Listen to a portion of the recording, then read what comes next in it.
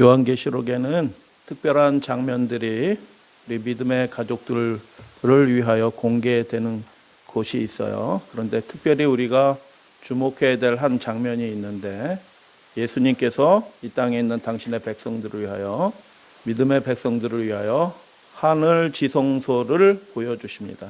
그래서 왜 예수님께서 고난 중에 있는 또는 세속화 과정 속에 있는 당신의 교회들을 위하여 하늘 지성소를 보여주셨을까? 어떻게 보여주셨을까? 그리고 왜 보여주셨을까라는 것을 말씀을 통해서 함께 살펴보도록 하겠습니다. 우리 주님이 재림하시는 그 영광의 그날에 기쁨으로 우리 주님과 하나님을 맞이하게 되기를 소원합니다. 기쁨과 감격으로 그 영광의 날을 맞이하도록 하나님께서 이렇게 준비해야 돼, 하늘 백성이 되려면 이렇게 살아야 돼 라고 미리 보여주신 것이 요한계시록입니다. 그리고 그 하늘 백성이 어떠한 모습인지 아주 극적으로 단적으로 보여주신 것이 하늘 지성소의 장면이에요. 백내장이라는 것이 있습니다. 시신경 문제 없지만 수정체가 혼탁해져서 적도 지방이나 열대 지방에 사시는 분들을, 특별히 아프리카에 사시는 그런 분들은 햇볕이 너무 강하기 때문에 이 수정체가 손상을 입어가지고 어린 아이들도 백내장이 걸린대요. 참 안타까운 일인데, 어린 아이도 백내장 걸리고 나이 드신 분들은 백내장이 걸려서 한 30년씩 그렇게 계속 살아가는 거예요. 눈이 거의 보이지 않는 채로 30년, 40년을 살다가 그냥 이렇게 돌아가시는 거예요.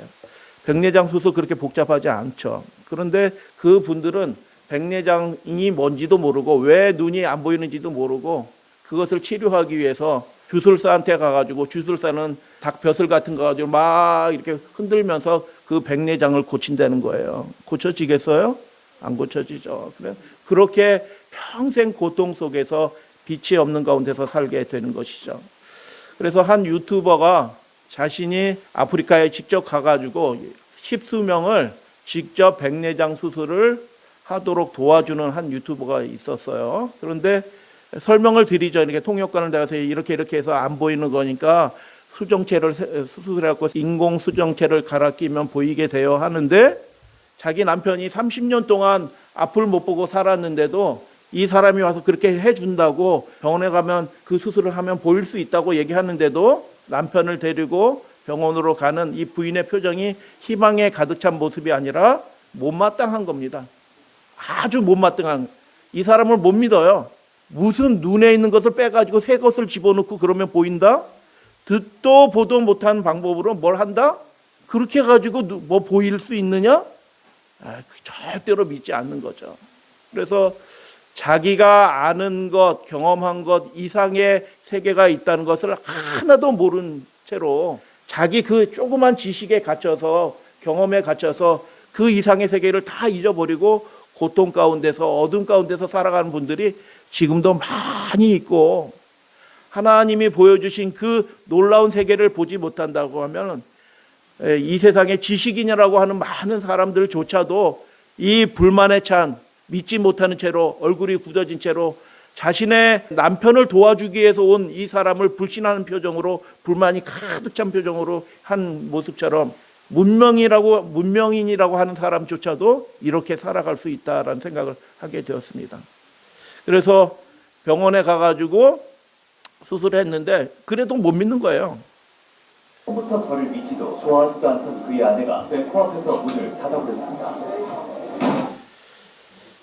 그리고 며칠 후에 붕대를 풀고 눈을 뜨는 날이 되었어요. 사람들이 다 모여 있고, 한 사람씩 이제 이렇게 눈을 떼가지고 다시 선글라스를 껴야 됩니다. 왜냐하면 햇빛이 너무 세기 때문에.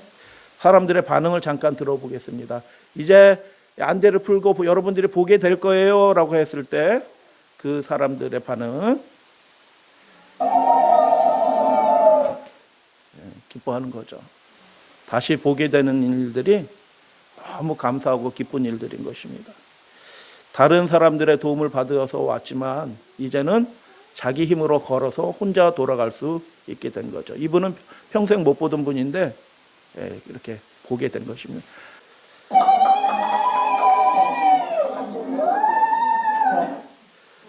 우리도 예수님이 다시 이 땅에 오실 때 기쁨으로 하면 좋겠습니다. 보게 해주셔서 감사합니다. 새로운 세계를, 이런 세계가 있다는 것을 알게 해주셔서 하나님 감사합니다 하고 기뻐하는 거죠. 그래서 여러분, 예수님이 보여주신 그 하늘 장면들을 바라보게 될 때 우리가 이 땅의 삶이 전부가 아니고 훨씬 위대한 삶, 아름다운 삶이 있다는 것을 알게 해주실 뿐만 아니라, 여러분 시험문을 보는데 지금 우리가 인생 다 시험 보고 있는 중이에요. 근데 시험에 합격해야지 하늘나라 가는 거거든요. 근데 이 시험은 참으로 특이한 시험인데 답안지가 공개된 시험이에요. 답안지가 공개된 시험이에요. 답안지가 하늘 환상으로 계시를 통해서 다 공개돼서 전 세계 사람, 원하는 사람들은 누구나 다 알 수 있도록 하나님이 하늘 환상 답안지를 다 공개해서 보여주셨어요. 그 하늘 환상의 장면을 이해하고 깨닫는 사람은, 삼하고 잘 깊이 살펴보는 사람들은 하늘 시험에 다 합격하고 영원히 죽음이 없는 그 하늘나라에 들어가게 될 것을 여러분 믿으시게 되길 바랍니다. 예수님이 이렇게 명령하셨어요. 너에게 보여준 것은 모든 사람에게 보여준 것이다. 교회들에게 보여준 것이다. 내가 본 것 두 가지 것을 봤어요. 지금 있는 일과 장차 될 일들을 기록해서 시험에 대비하게 해라 라고 그렇게 말씀하셨는데, 요한의 시대 때, 지금으로부터 2000년 전에 장차 될 일은 지금 대부분 다 이루어진 일이에요. 그 당시에는 장차 될 일, 장래의 일이지만 지금은 2000년이 흘렀기 때문에 그 예언된 일들이 거의 다 이루어졌어요. 그리고 거의 다 이루어졌을 뿐만 아니라 이제 마지막 일들이 이루어지고 있고, 하늘 백성이 되기 위해서 가장 결정적인 시험이 있어요. 이것에 합격하면 다 합격한 거예요. 그래서 하늘에 합당한 사람이 누구인지 장차 될 일을 보여주셨습니다. 그래서 그리스도께서 보여주신 그것들을 꼼꼼하게 읽어보는 것은 굉장히 중요합니다. 내가 하나님의 말씀을 안다라고 얘기하고 가르친다라고 얘기하고 예언에 대해서 뭐 말씀한다라고 얘기하지만 내가 소경처럼 살았구나. 아무것도 모르고 그냥 아는 것만 이게 전부인 줄 알고 그렇게 살았구나 라는 생각들을 하면서 제가 반성하는 마음으로 이 말씀을 준비하는 거예요. 그래서 그리스도께서 하늘 지성소, 하나님의 보좌가 있는 곳이에요. 하늘 지성소가 열린 것을 보여주셨습니다. 몇 번 보여주셨냐면 2번 보여주셔요. 2번 보여주시는 장면이 달라요. 첫 번째 장면과 두 번째 장면이 다르고요. 열려지는 때가 달라요. 다 의미가 있는 것이죠. 왜 그렇게 보여주셨을까 살펴보겠습니다. 두 구절인데 계시록 11장 19절과 계시록 15장 5절. 그래서 제가 반성하는 의미로 말씀드린다고 말씀을 드렸어요. 저도 몰랐어요. 하늘에 있는 하나님의 성전이 열렸다라고 얘기하고 15장에 다시 한번 열립니다. 하늘에 있는 증거 장막 그 성전이 열렸다라고 얘기하는데, 이 성전은 성소가 있고 지성소가 있는데 어떤 성소냐면 언약궤가 보이는 장면이, 그 증거 장막이 열렸는데 언약궤가 있는 곳은 어디예요? 지성소인 것입니다. 그래서 지성소가, 하늘 지성소가 사람들 앞에 공개가 된 것입니다. 그 열리면서 무슨 일들이 보여졌을까? 첫 번째 장면을 살펴보겠습니다. 첫 번째 하늘 지성소가 열리는 때는 어떤 때인가? 계시록 11장 19절이 뭐냐면 11장 그 앞절에 7번째 나팔이 울려진 때예요. 7번째 나팔이 울려지면서 지성소가 보여진 것입니다. 그래서 1, 2, 3, 4, 5, 6 역사가 그렇게 진행이 돼가지고 거의 1900년간의 역사의 기간이 진행된 다음에 이제 마지막 결정적인 일이, 7이라는 숫자는 완성의 숫자예요. 이제 하나님의 뜻이 다 이루어지는 그 결정적인 때가 되었을 때, 그 결정적인 일이 벌어지기 직전에 하나님이 뭘 보여주시냐면 하늘 성전을 열어서 그 지성소의 장면을 보여주신 것입니다. 완성이 되는 직전에 보여주신 것입니다. 그래서 7번째 천사가 나팔을 부는 장면이죠. 하늘에서 큰 음성들이 나서 이르되 세상 나라가 우리 주와 하나님이죠. 그의 그리스도의 나라가 될 것이다 라고 외칩니다. 그분이 세세토록 왕노를 하실 것이다 라고 얘기해요. 곧 그 일이 벌어진다. 곧 그 일이 벌어진다. 여러분, 첫 번째 나팔부터 여섯 번째 나팔이 울려지기까지 한 1800년이 흐른 거예요. 그러면 한 나팔에 산술적으로 계산하면 한 나팔이 울려질 때마다 한 250년간이 흐른 거예요. 그래서 여러분, 예수님이 지성소에 들어가셨을 때 2300주야의 끝에 들어가셨잖아요. 1844년에 들어가니까 한 200년 터울이 되면요, 거의 이 시기가 되는 겁니다. 산술적으로 계산할 수는 없어요, 물론. 그러나 예수님이 이제 하늘 봉사 일을 마치시고 그분의 백성, 시험에 합격한 그분의 백성을 데려오실 날이 거의 된 것입니다. 거의 된 것입니다. 여섯 번째 나팔까지의 시간, 그리고 일곱 번째 나팔 해서 곧 그 일들이 벌어지고 있고, 이 세상 형편을 보게 될 때 초국적인 권세가 이미 형성이 됐어요. 전 세계가 통제되고 있어요. 전 세계 사람들이 어떤 세력들에 의해서 지배당하고 있는 세력이 됐습니다. 거의 다 된 것입니다. 그래서 우리가 최종 시험을 앞두고 있고요. 이미 평가받은 분도 있어요. 그러나 전능하신 그분이 친히 능력을 잡으시고 왕노릇 하실 때가 되었습니다 라고 얘기하고 심판하신다는 얘기가 무슨 뜻이에요? 두 가지예요.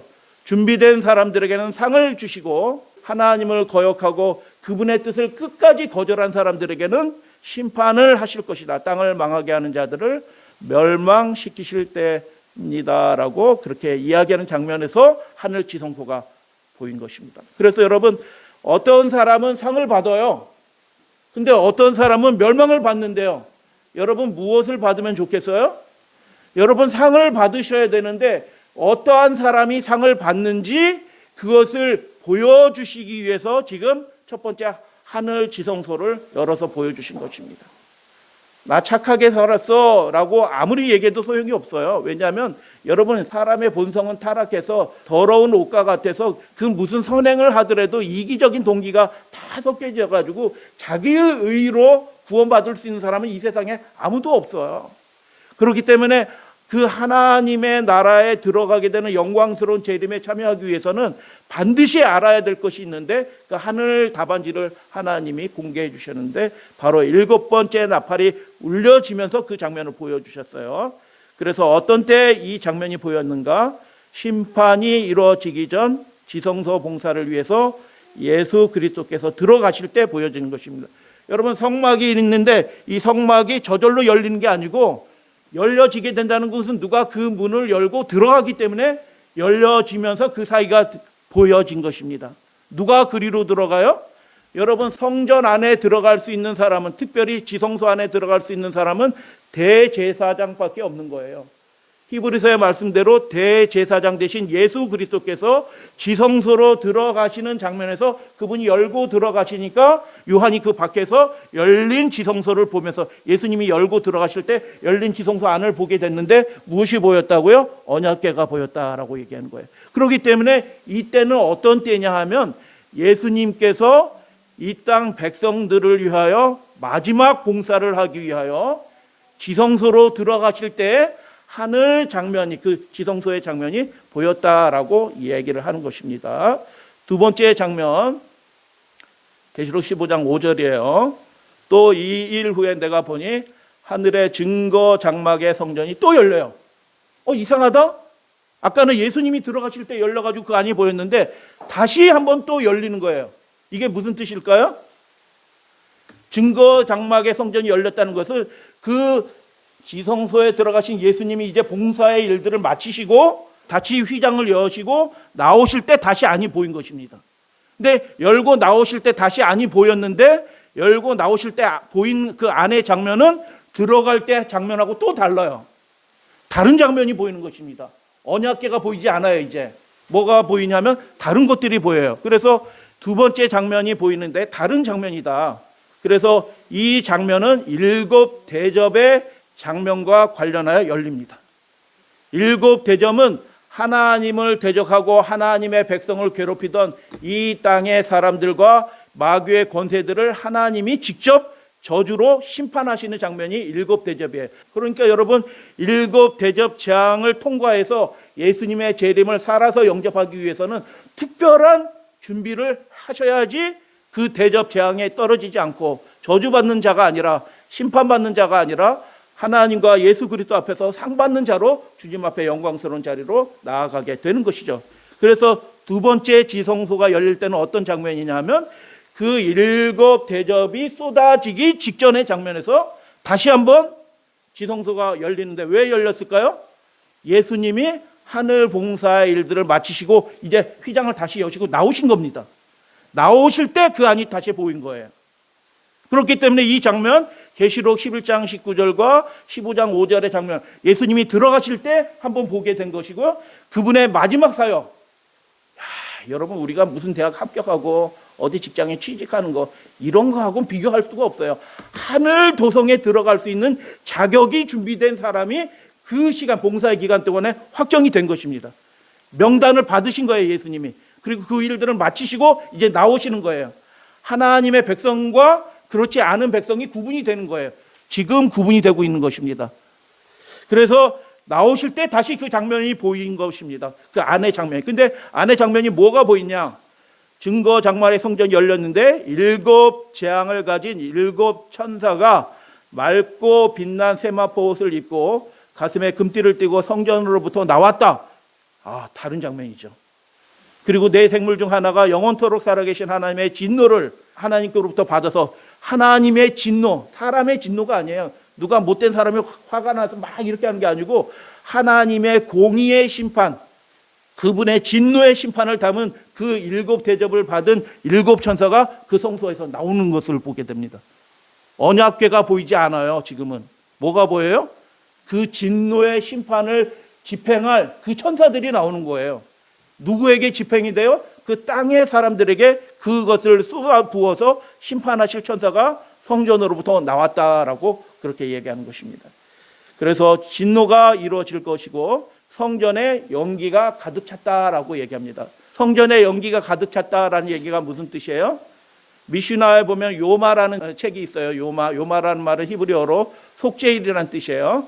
그 요마장 5장 2절에 보면 이런 말씀이 있어요.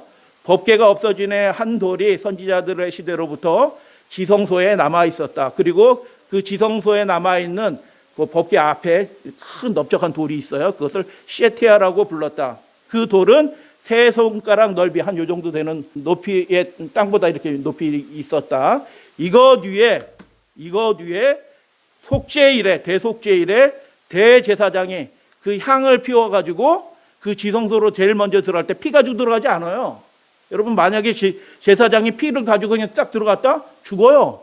그렇기 때문에 그 전에 반드시 먼저 해야 될 일이 하나 있는데 그 예수 그리스도의 온전한 희생을 상징하는 그 향불을 피워가지고 부삽에, 금부삽이죠. 금부삽에다 올려가지고 그 성전 안으로 들어가서 그 법궤 앞에 있는 그 돌 위에다가 올려놓습니다. 향이 피워지니까 어떻게 돼요?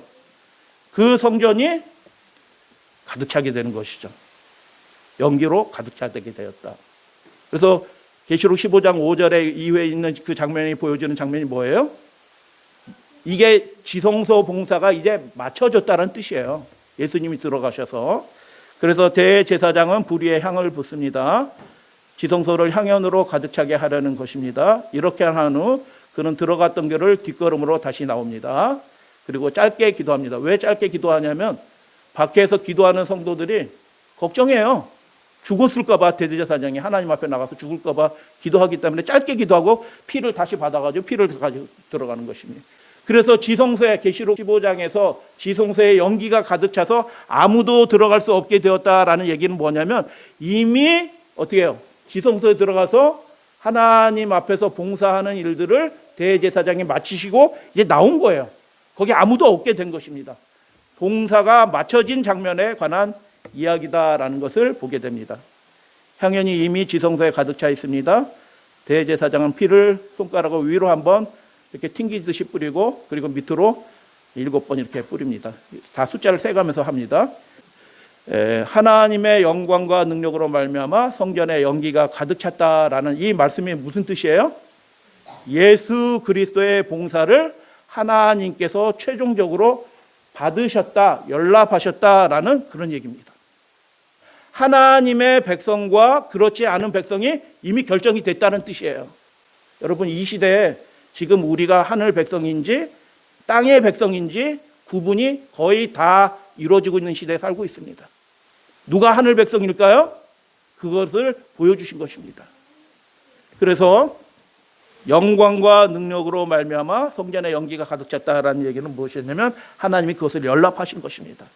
그리스도의 봉사가 이제 마쳐졌고 하나님의 백성의 명단이 예수님께 주어진 것입니다. 그래서 그 명단을 가지고 어떻게 해요? 이 땅에 데리러 오시는 거예요. 누구를 데리러 오셔요? 하나님의 백성을 데리러 오시는 것입니다. 확정된 명단을 가지고. 그래서 지성소 봉사, 속죄일의 봉사가 마쳐지고 불의한 자는 그대로 불의한 채로, 의로운 자는 그대로 의로운 채로 있게 되는 것입니다. 계시록 22장 11절의 말씀처럼 그렇게 되는 일들이 벌어졌습니다라는 표현이 뭐예요? 계시록 15장 8절이에요. 두 번째 하늘 지성소가 열릴 때 무슨 장면이 보였나요? 자칫 질문 드려요. 지성소 봉사를 마치시고 나오시는 장면이다. 그래서 7 대접의 천사가 불을 다스리는 그 천사가 나와서 그 천사 중에 하나가 사단도 결박합니다. 이게 능력 있는 천사예요. 그래서 이 세상 권세, 하나님을 대적하여 하나님의 백성을 괴롭히던 이 땅의 권세들을 한순간에 심판하는 권세를 가진 그 7 대접을 가진 천사들이 나오는 장면이 보였어요. 언약궤가 보이지 않는다고요. 왜요? 이미 언약은 다 성취되었어요. 하나님의 백성이 결정이 됐어요. 언제라고요? 그때가요? 지금 거의 끝나가고 있습니다. 산술적으로 얘기하면 거의 끝이에요, 지금. 6번째, 지금 예수님이 승천하신 다음에 2000년이 넘어갔으니까 그 계산을 해보면 산술적으로 끝이에요, 산술적으로. 예수님이 1843년 지성소에 들어왔는데 100년이 지나도 안 나온다. 100년 만에 나오실 것 같지는 않았어요. 왜요? 계산해봐도 그렇게 되지는 않아요. 이거 거의 끝이에요. 하나님의 일들을 그분께서 다 이루시는 그 마지막 시대, 믿을 사람은 진짜로 하나님을 진실하게 믿는 것입니다. 여러분 믿음의 가족들이시여, 우리의 운명이 지금 우리 스스로에 의해서 결정이 되고 있습니다. 하늘 답안지가 공개되었습니다. 이 땅 백성인지 하늘 백성인지 그들의 행위로 스스로 구분되고 있는 시대에 우리가 살고 있는 것입니다. 그래서 대제사장이 지성소 봉사를 위해서 들어갈 때 이 땅의 성전에서 백성들이 뭐 하고 있어요? 그 지성소를 향하여 밖에서 기도하면서 자기의 속죄의 기도를 드리는 것. 옆에서 지금 언제쯤 나오니? 이렇게 물어보고 얘기하지 않아요. 아무 말도 하지 않고 오직 자신과 가족의 속죄를 위하여 지성소에 들어가신 대제사장을 바라보면서 기도하는 때예요. 그래서 여러분 지금 뭐 하는 때예요? 우리의 구원을 스스로 예수 그리스도를 바라보고 그분을 붙잡으면서 우리의 구원을 확증해야 될 때가 이때고 그 시간이 거의 맞춰지고 있는 것입니다. 그래서 지성소 봉사를 마치고 나오셨다라는 뜻이에요. 연기가 가득 찼다라는 얘기는, 이 말은 무슨 뜻이냐면 그 뜰에서, 이 땅이에요. 영적으로 얘기하면 이 땅 뜰에서 예수님을 바라보고 그렇게 속죄 기도를 하던 당신의 백성들, 성도들에게 하나님이 너는 내 백성이구나 라고 해서 인치는 일들을 마치셨다라는 그런 뜻이에요. 그래서 그 사람들이 어떤 사람들인가를 보여주기 위해서 하늘 지성소를 2번 열어서 보여주신 것입니다. 마귀 짐승과의 전쟁에서 승리한 사람들의 나팔의 장면이죠. 계시록 11장 19절. 그리고 재앙을 통과해서 계시록 15장의 5절 이후에 있는 재앙의 장면이잖아요. 재앙을 통과해서 영광스러운 재림을 맞이할 성도들은 어떤 사람들일까? 어떤 사람들일까? 많은 사람이 초청을 받는데 누가 하나님의 백성일까? 계시록 4장 5절 말씀 읽어드려요. 보좌는 하나님이 통치하시는 곳이에요. 하나님이 그분의 백성이 누구인지 결정하시는 곳이에요.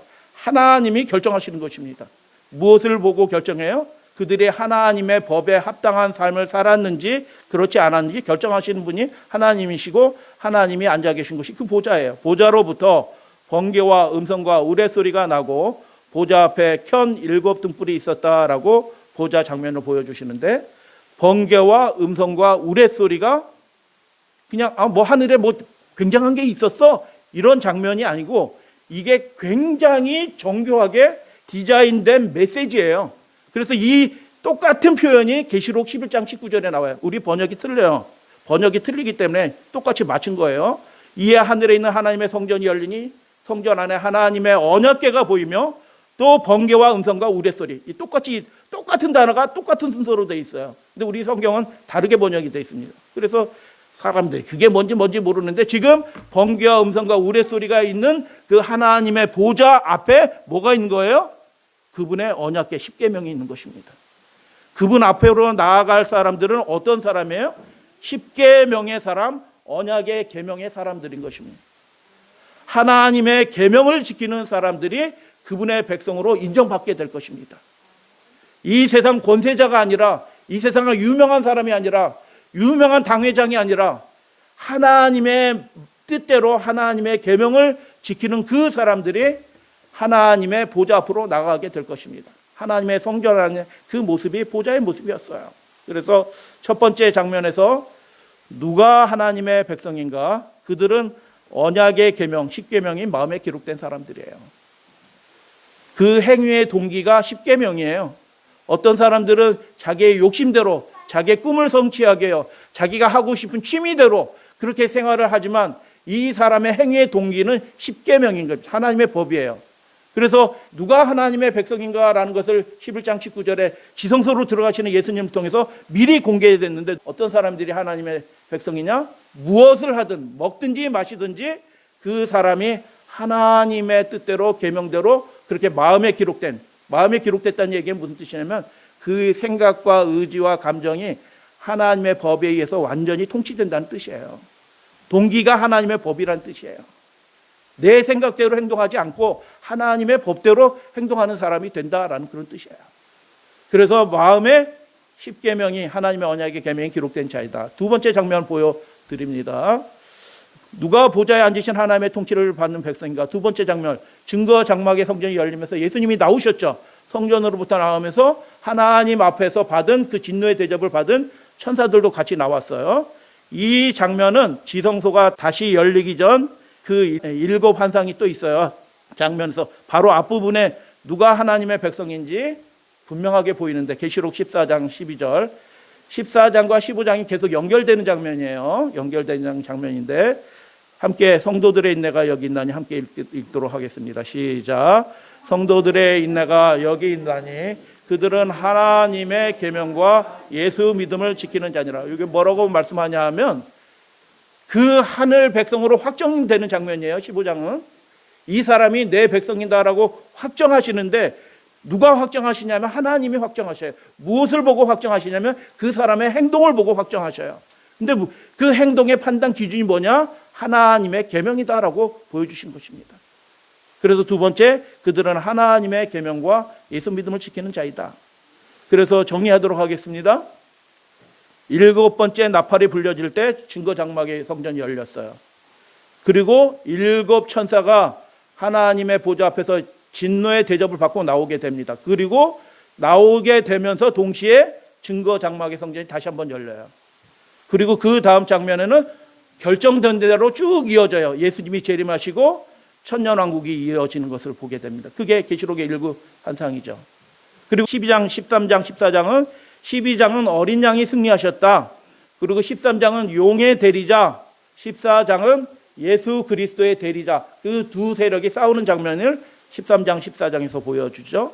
그래서 일곱 환상이 벌어질 때 직전에요. 어린 양의 혼인 잔치에 청함을 받은 자는 복이 있다. 여러분 복 있는 분이 되시게 되길 바랍니다. 이미 우리는 초청을 받았어요. 놀라운 환상이 순서대로 쭉쭉쭉쭉 벌어지는데 있기 전에 천사가 외칩니다. 어린 양의 혼인 잔치에 청함을 받은 자가 복이 있다. 완료되었어요. 청함이 끝났다라고 얘기해요. 그러면 언제 청함이 끝난 거예요? 언제 청함이 끝났어요? 지금 이 시대. 어떤 시대요? 증거 장막이 15장에서 다시 열려서 예수님이 그 지성소에서 나오기 직전인 지금 이 시대에 최종적으로 맞춰지고 있는 것입니다. 개인적으로도 마찬가지예요. 이게 개인적인 역사 가운데서도 적용이 될 수 있습니다. 여러분 우리가 은혜의 시기를 누리고 있어요. 예수님이 6번째 나팔 울린 다음에 7번째 나팔 울릴 때 바로 재림하지 않은 이유가 무엇일까요? 우리에게 마지막 기회를 한 번 더 주시는 것입니다. 준비하라고. 왜 준비하라고 그래요? 준비가 안 됐으니까. 준비하라고 다시 기회를 주는. 그래서 6번째하고 7번째 사이에 유예 기간이 있어요. 유예 기간이. 그걸 보여주고 있는 것입니다. 그래서 증거장막의 성전이 열리고 증거 성전이 다시 열려서 맞춰지기 그 직전의 유예 기간에 우리가 살고 있는 것입니다. 속죄일에 하늘 지성소에 들어가셨습니다. 역사적으로는 1844년. 그리고 이제 예수님께서 지성소에서 나오실 때가 됐습니다. 평안한 때 맞춰져요. 세상에 난리가 일어나고 막 이럴 때 맞춰지는 게 아니고 그냥 평안한 때 어느 날 끝나는 것입니다. 운명이 결정이 되는 거예요. 지성소에서 나오시는 그 사이에 우리가 살고 있습니다. 그것을 우리는 인치는 시기라고 얘기하고 은혜의 시기라고 얘기합니다. 고속버스 터미널 앞에서 노점상 하시는 분이 계셔요. 요번에 그 설날 때 구정이었잖아요. 그러니까 그런 때 되면은 그 건너편에 노점상이 우리 재림교회 노점상이 그날 그 장사하러 나오는지 안 나오는지 관심을 많이 가져요. 저분이 안식일에 요번에 명절인데 대목을 보기 위해서 장사하러 나올 것이냐 안 나오실 것인가 건너편에 노점상이 항상 이렇게 보고 있어. 왜요? 그날 하루 그 과일 상자 이렇게 길바닥에 놓고 파는데 그날 하루 매상이 1,500만 원이에요. 10년 전에. 그러니까 그 하루 매상 1,500만이 있는데 저 재림교회는 과연 이 명절 안식일인데 그 명절날 장사하기 위해서 나오냐 안 나오냐 이렇게 쳐다보고 있는 거예요. 안 나오면 어떻게 해요? 그 건너편까지 자기가 노점을 차지해가지고 하루 3천만 원, 4천만 원 팔기 위해서. 그 1,500만 원 아무 상관하지 않고 안식일날 거룩하게 해서 하나님의 전으로 와서 예배 드립니다. 마음이 답답할까요? 안 답답합니다. 저녁 해가 지면 장사할 수 있잖아요. 처음에는 해가 지고 나가서 장사를 했대요. 그나마 그래도 좀 파니까. 근데 그다음부터는 그것도 하지 않게 돼. 그래서 저녁까지 교제는 안 놓고 저녁 시간까지 성도들과 교제하고 활동하고 하는 일들을 하면서 시간을 온전히 다 보내는 것입니다. 여러분 지금이 어떤 시기라고요? 예수님이 휘장문을 여시고 그 봉사의 일들을 마치시고 내 백성의 명단을 가지시고 그 지성소에서 나오실 때라니까요. 무엇에 의해서 결정되냐고요? 착한 일 많이 했다고 결정되는 게 아니에요. 그분의 뜻에 얼마나 진실하게 일치되게 충성되게 신실하게 살았느냐 그것에 의해서 우리의 운명이 결정되는 시대에 우리가 살고 있는 것입니다. 왜 연기가 되냐고요? 바로 재림으로 이어지지 않고 왜 이 막간의 긴 기간이 이어지냐고요? 준비가 안 됐으니까 빨리 준비하라고요. 하나님의 백성으로서 은혜의 시기라고요. 인쳐지는 시기라고요. 여러분 하늘 백성으로 준비하시게 되기를 주님의 이름으로 축복합니다. 공개된 시험 답안지예요. 공개된 시험 답안지예요. 그래서 원하는 자는 누구든지 그 생명수의 샘물을 값없이 마시라라고 초청하는 그 은혜의 초청에 우리가 부름을 받았어요. 할렐루야 아멘. 이 땅의 것에 연연해하지 않고 하나님의 영광의 나라에 들어가기를 원하는 사람들은 누구든지 다 들어갈 수 있도록 시험 답안지가 공개된 것입니다. 어떻게 공개됐어요? 예수님이 들어가심으로 그 안의 장면이 보였고 나오실 때 그 안의 장면이 보이면서 우리에게 알려주신 그 계시가 보여준 것입니다. 그리고 짧은 재앙, 저는 말씀드려요. 한 달 안 될 것이다. 재앙이 쏟아지는데 한 달 재앙 안 되고 겨울이 되지 않고 짧은 시간을 해서 예수님 우리가 살아서 예수님을 맞이하게 되는 그 영광스러운 재림이 있게 될 것이다. 저는 그렇게 믿고 있어요. 그래서 증거 장막이 2번 열려요. 결정적인 장면에 2번 열리는데 그 장면의 모습이 다르다. 들어갈 때 모습 다르시고 나오실 때 모습이 다르다.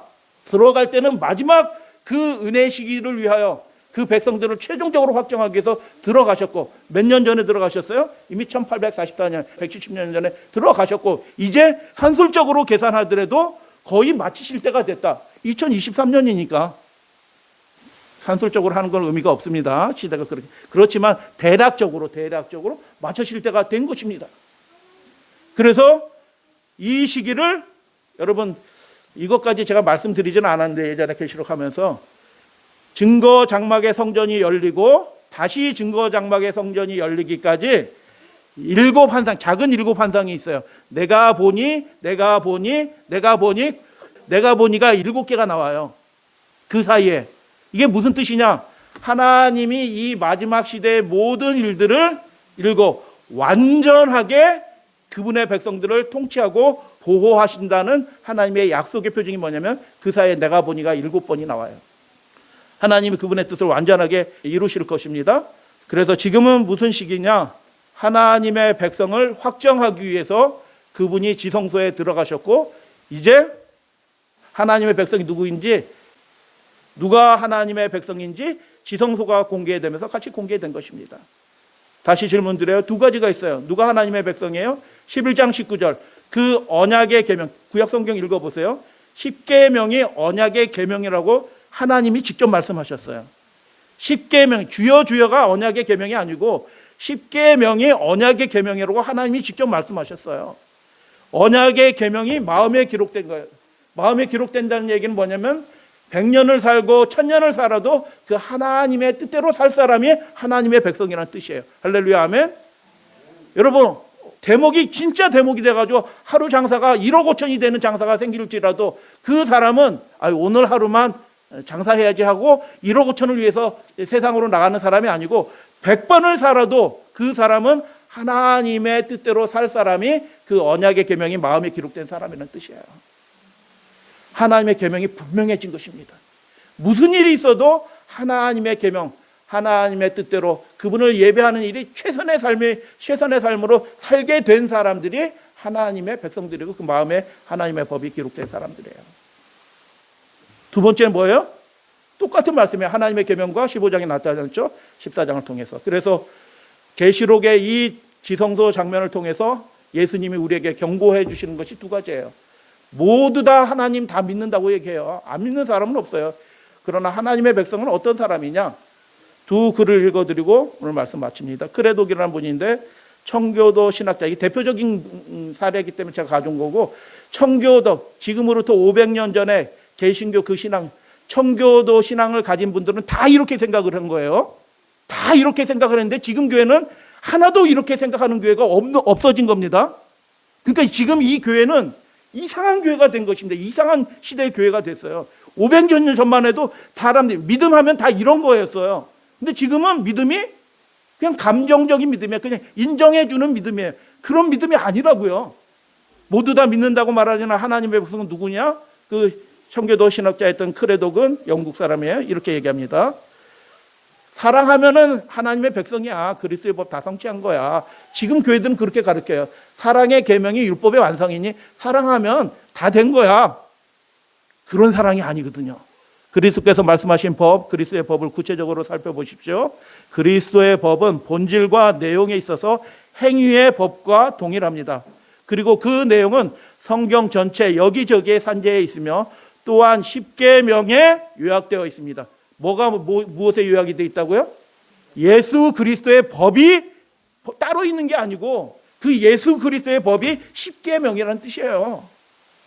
따라서 그리스도를 주로 고백하는 복음적인 은혜는 사람으로 하여금 10계명의 율법이 명령하는 그 규칙인 바 그 순종으로 향하게 됩니다. 그래서 누가 그리스도의 백성이냐? 하나님의 백성이냐? 10계명의 말씀대로 순종하는 그 백성이 내가 1,500만 원 손해보고 1억 5천을 손해볼지라도 내 커리어가 끝날지라도 하나님의 계명에 따라 그렇게 순종하면서 살아가는 사람들이 하나님의 백성이다라고 예수님이 보여주신 것입니다. 최선을 다하여 하나님을 섬기고 예배하고 경배하시는 저와 여러분들 되기를 소원합니다. 두 번째, 하나님을 최선을 다해서 섬기는 일에 자꾸 세상 권세가 방해를 합니다. 환경 논제, ESG, 기후온난화. 여러분 영국과 미국에서는 더 이상 가스보일러 못 만드는 거 아시나요?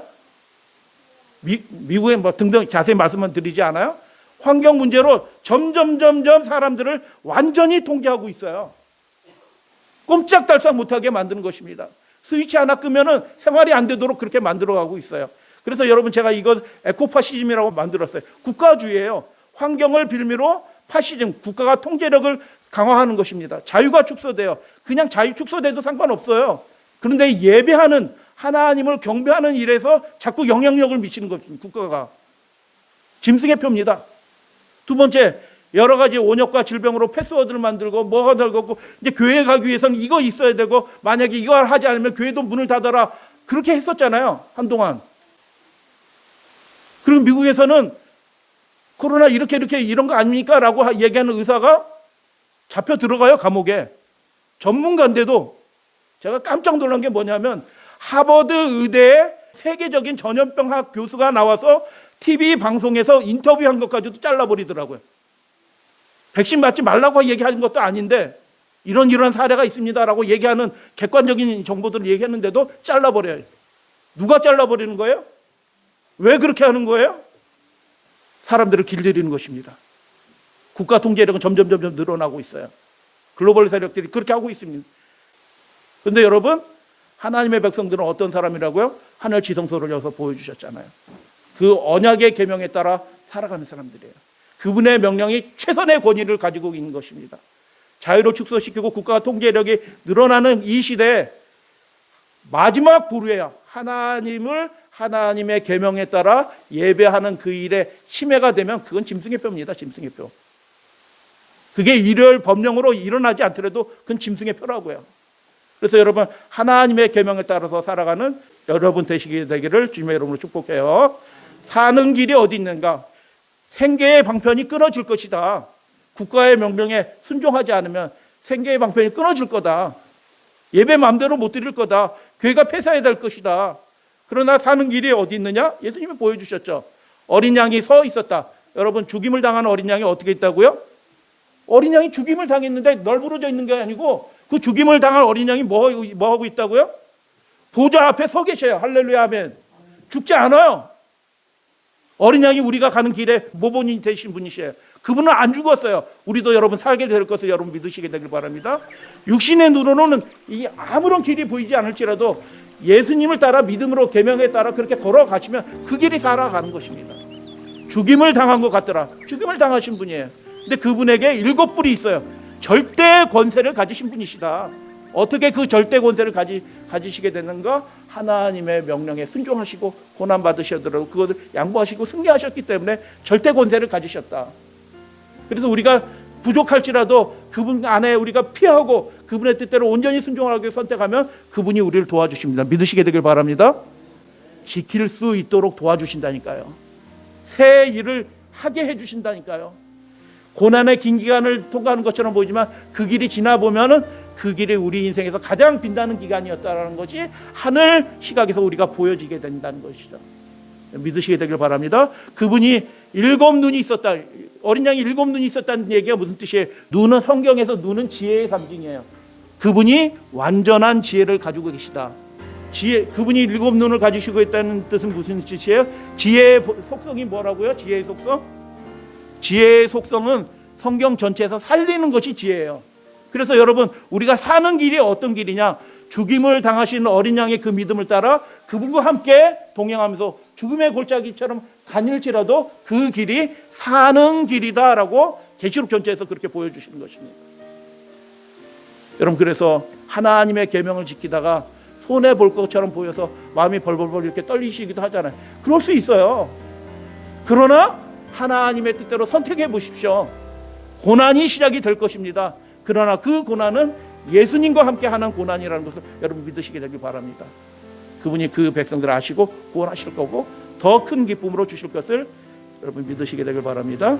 그분이 걸어가신 그 길이 이기는 길이고 지혜의 길, 사는 길입니다. 하늘 성소가 열린 것을 보여주셨습니다. 왜 보여주셨을까요? 누가 하늘 백성인지 보여주시기 위해서 그 지성소의 장면을 보여주신 것입니다. 이제 예수님이 어떻게 할 때가 됐다고요? 1900년도 말에는 아직 때가 안 됐어요, 여러분. 근데 지금 2013년도는 때가 거의 된 겁니다, 사실은. 거의가 때가 됐고 하나님이 그분의 백성의 명단을 이제 확정할 때가 된 것입니다. 그 하늘 생명책의 이름이 확정될 때 우리 사랑하시는 우리 믿음의 가족들의 이름이 그 예수님의 그 하늘 생명책에 손에 들린 하늘 생명책에 우리들의 이름이 있게 되기를 소원합니다. 어떻게 하게 있게 되는가? 그분의 계명을 따라, 그분의 믿음을 따라 세상 왕의 명령이나 세상 형편에 따라 살아가는 것이 아니라 하나님의 명령에 따라서 살아가시게 되게 될 때 그 영광스러운 나라에 넉넉하게 들어가게 됨을 여러분 받으시게 될 것을 믿으시게 되길 바라고 그 축복을 받으시게 되기를 주님의 이름으로 축복합니다.